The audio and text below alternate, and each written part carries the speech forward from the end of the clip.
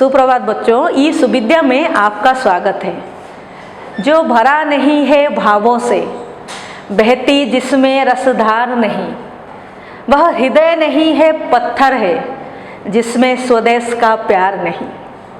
जिस कवि की यह कविता आज भी देश के प्रति स्वाभिमान जगाने के लिए काफ़ी है, जिन्हें हिंदी साहित्य के इतिहास में खड़ी बोली के प्रथम महत्वपूर्ण कवि माना जाता है, वे हैं आपके मैथिली शरण गुप्त, जिनकी जयंती को आज भी हर साल कवि दिवस के रूप में मनाया जाता है।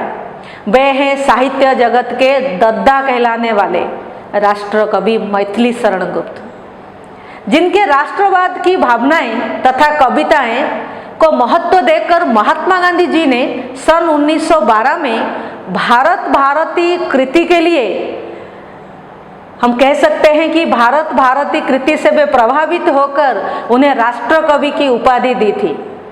राष्ट्र कवि उपाधि से उन्हें अलंकृत किया था।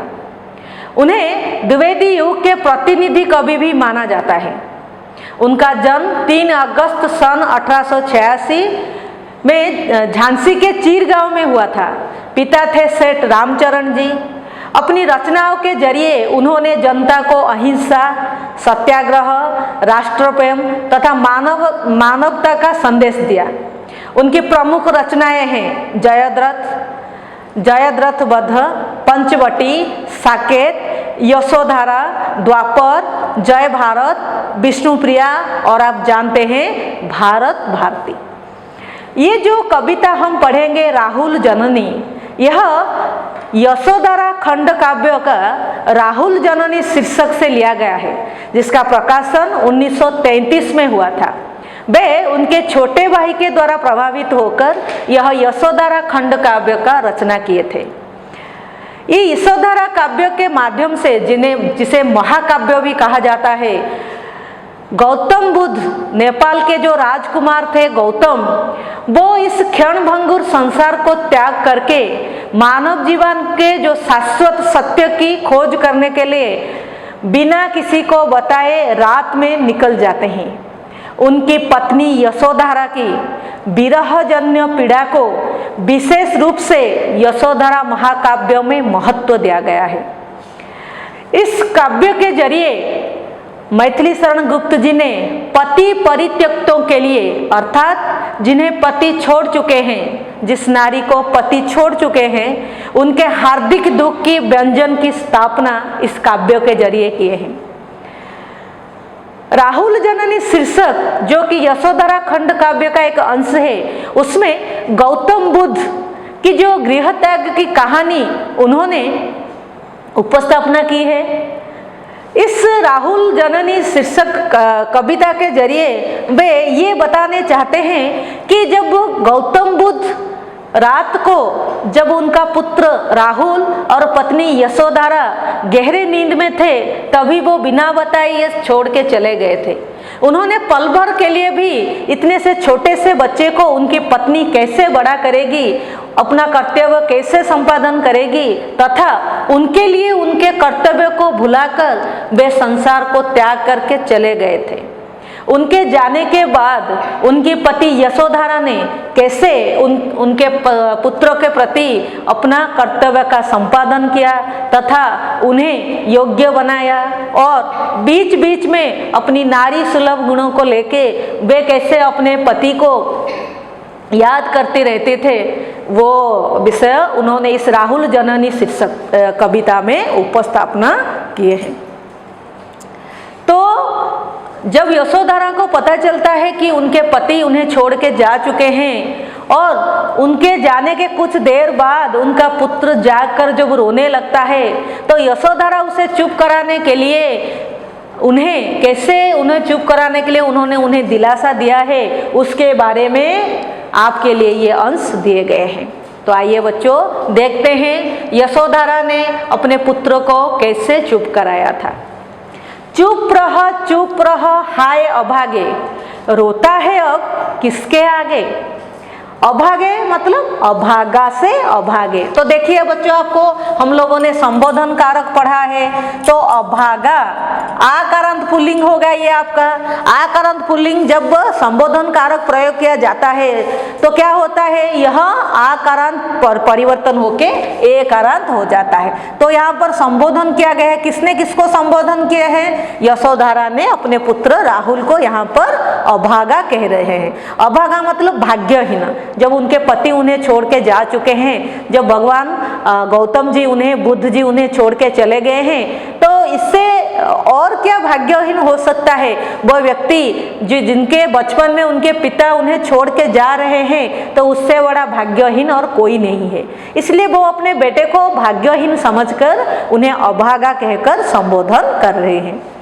तो जब उनका पुत्र कुछ देर के बाद उठकर वो रो रहा है, तो वो उन्हें बोल रही है कि अरे अभागे, अर्थात हे भाग्यहीन, तू तो भाग्यहीन है, तेरा भाग्य अच्छा नहीं है, इसलिए तेरे पिता तुझे छोड़ के चले गए हैं। तो तू रो क्यों रहा है, रोता है अब किसके आगे? तुम्हें तुम्हारे, हम क्या करते हैं, हमारे जो दुख है सुख है हमारे पिता और माता के सामने ही उपस्थापन करते हैं। तो उनके पिता जिनका कर्तव्य था अपने पुत्र के दुख को दूर करने का, वे उन्हें छोड़ के चले गए हैं, तो किसके आगे तू रोकर अपना दुख बता रहा है? तुझे देख पाता वे रोता, मुझे छोड़ जाते क्यों सोता, अब क्या होगा तब कुछ होता, सोकर हम खोकर ही जागे, चुप रह हाय अभागे। तो बच्चों देखिए कि कैसे यहाँ पर तुकांत शब्द का प्रयोग हुआ है। तुझे देख पाता वे रोता, मुझे छोड़ जाता क्यों सोता। रोता और सोता, तो ये जो दोनों शब्द है उसके साथ होता, तो ये तुकांत शब्द कहा जाता है। आप अंग्रेजी में पढ़े होंगे राइमिंग वर्ड्स, तो वैसे ही ये तुकांत, अंत होता है, तुक वाला शब्द उसे कहा जाता है जिसका अंत, जिस कविता का अंत एक तरह के शब्दों के उच्चारण से किया जाता है। तुझे देख पाता वे रोता, तो जब वे जा रहे थे अगर तू उस समय रोता, तो हर एक माँ बाप का कर्तव्य होता है या फिर हर एक माँ बाप का दुर्बलता होता है कि अगर उसका बच्चा रो रहा है तो वे अपने जो वात्सल्य हृदय है, जो वात्सल्य ममता है, उसे रोक नहीं पाते हैं। तो अगर वे हम जब सो रहे थे, तब जब आपके पिता घर छोड़ के जा रहे थे, अगर तू उस समय रोता तो तुझे शायद रोते हुए देखकर वे आगे ना जा पाते, इस संसार को त्याग ना कर पाते। तुझे देख पाते वे रोता, अगर वे तुझे रोते हुए देख पाते, देख लेते, तो शायद मुझे छोड़ जाते क्यों सोता। मैं तो सोई हुई थी, मैं सो रही थी, इसलिए मैं अनजान थी कि वे घर छोड़ के जा रहे हैं, तो शायद मुझे सोते हुए वो छोड़ के नहीं जा पाते। तुम्हारा ये रोना, तुम्हारा चिल्लाना शायद उन्हें इस संसार को त्याग करने के लिए रोक लेता। तो मुझे छोड़ जाते वो क्यों सोता, अब क्या होगा तब कुछ होता। तो उन्हें समझाने के लिए ये कह रही हैं कि अगर तुम उस वक्त रोते तो कुछ हो सकता था, तो अब किसके सामने रो रहा है, अब रोने से क्या होगा। अर्थात वो अपने बेटे के माध्यम से, बेटा तो बहुत ही छोटा था तो वो तो समझ नहीं पाएगा, वो अपने आप को दिलासा दे रही थी, अपने अंदर वो आत्मविश्वास पैदा कर रही थी कि हो सकता है मेरे पति मुझे छोड़ के जा चुके हैं, लेकिन मैं खुद को कमजोर नहीं बनाऊंगी, मेरे जो कर्तव्य है मेरे पुत्र के प्रति मैं उसे अच्छी तरह से संपादन करूंगी।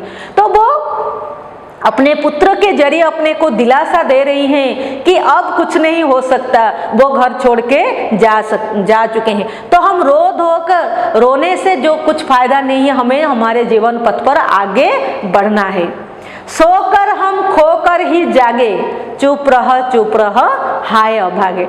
मेरे भाग्यहीन पुत्र तुम चुप हो जाओ, सोकर ही हम खोकर ही जागे।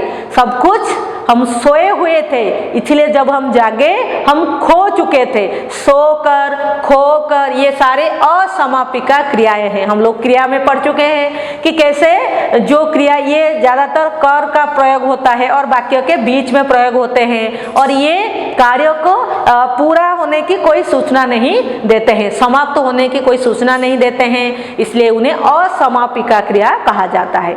तो हम खोकर ही जागे, जब हम सोए हुए थे, जब जागे, नींद से जब हम जागृत हुए, उठे, तो हम सब कुछ खो चुके थे, हार चुके थे। तो अब तुम्हें रोकर क्या मिलेगा, तुम चुप हो जाओ, हाय अभागे, मेरे भाग्यहीन पुत्र तुम चुप हो जाओ। तो अगर इसका हम सारांश बनाए तो क्या कह सकते हैं, जब गौतम, नेपाल के राजकुमार गौतम बुद्ध इस संसार को त्याग करके रात के अंधकार में अपने पुत्र और पत्नी को छोड़ के चले जा रहे हैं, तभी कुछ ही देर बाद उनका पुत्र राहुल जागकर रोने लगता है। उसकी माता यशोधरा उसे चुप कराने के लिए कहती है, रे भाग्यहीन पुत्र, अब क्यों तू रो रहा है, तू चुप हो जा। उनके जाते वक्त अगर तू रोता तो शायद मुझे सोते हुए छोड़कर वो नहीं जा पाते। हम दोनों ने सोकर, हम सोए हुए थे, इसलिए हम जब उठे अपना सब कुछ खो चुके थे। अब रोने से क्या फायदा होगा। वो खुद को और राहुल को समझाती हुई ये कहती हैं कि हमारे भाग्य में रोना लिखा है, हमारे भाग्य में दुख लिखा है, क्योंकि हम भाग्यहीन हैं। तो हमें रोना नहीं है, हमें खुद को संभाल कर जीवन के पथ पर आगे बढ़ना है। तो बच्चों, ये पहले भाग में हम लोगों ने ये पढ़ा कि कैसे यशोधरा अपने पुत्र को चुप कराती है। तो बच्चों, ये पहले भाग में आज के लिए बस इतना ही। धन्यवाद।